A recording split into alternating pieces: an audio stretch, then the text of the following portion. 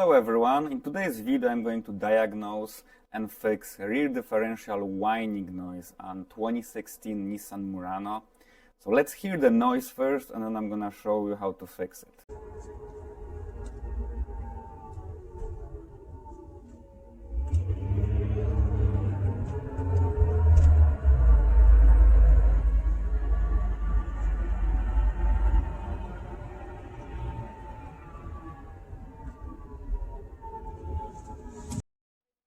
Alright guys, so this is the noise I am talking about, and today we're going to replace the rear differential coupler. You gotta lift the car, of course, make sure that the car is secure, and we're going to replace the coupler itself, not the whole differential, just the coupler. This is the part that I'm showing right now.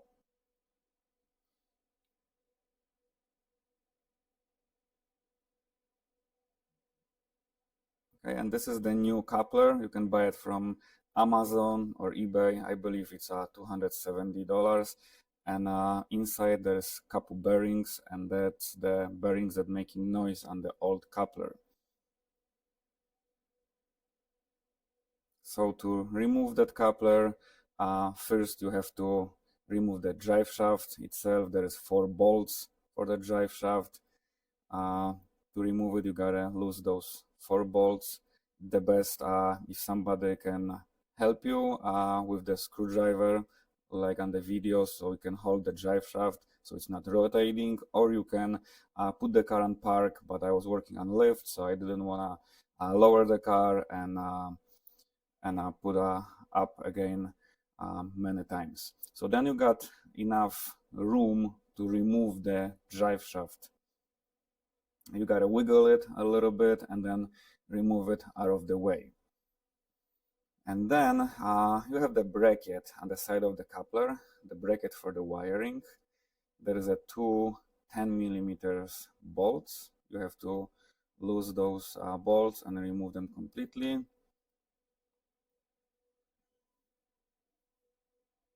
So this is the bracket on the side. There is 1 bolt on the top. That's exactly where I'm pointing right now.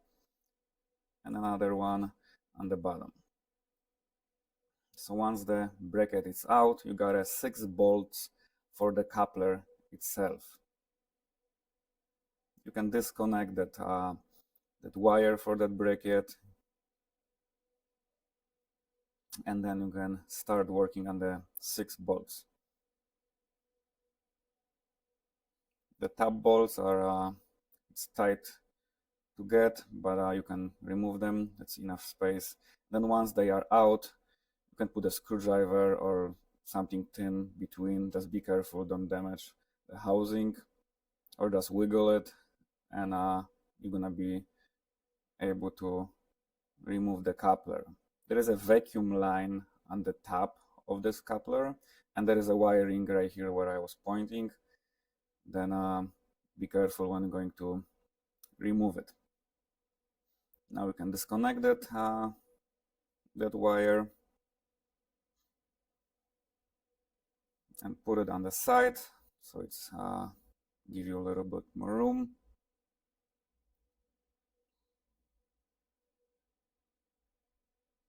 And this is on the top.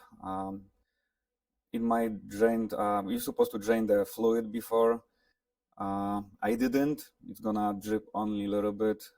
This is the vacuum line that I was talking about, and that's the old coupler and the new coupler on the right. You gotta change the wiring. You gotta just put this wiring to the new coupler and make sure you put the wiring to this groove in the coupler so it's not on the way. Then you gotta put some silicone or gasket maker that's designed for the oil.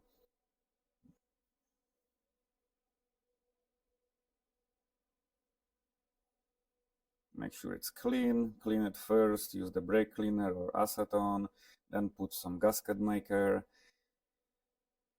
And then once the gasket maker is there, you're gonna be able to install the new coupler. Just make sure wiring is on the side so they're not going between the coupler and the differential itself when you're going to tighten them out. And there is a spacer, guys, this is very important. This is a spacer, so don't lose the spacer. And then you're going to be able to install the coupler and then tighten the 6 bolts. That's a 12mm bolts. Just go with the cross pattern first and then tighten them to manufacturer specification. And the tab bolts, I believe you can see there is a last one. So there is the 6 bolt on the tab. Make sure you got all tightened up.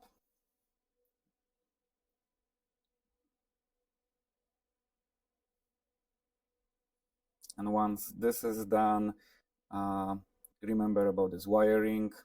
Connect the wiring back together, and you can put the bracket back with the two 10mm bolts. Just make sure everything's connected like so.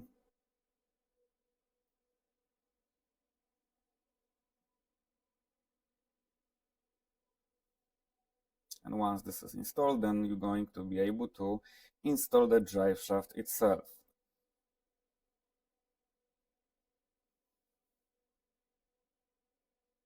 And for the drive shaft, there is a 4 bolts. And again, somebody will need to help you to hold the crankshaft, the drive shaft from rotating. You can of course put the car on the park, but like I said, the car was on the lift. I didn't want to lower it again and again just to tighten the bolts, so I had somebody to hold the drive shaft for me. And that's pretty much it, guys.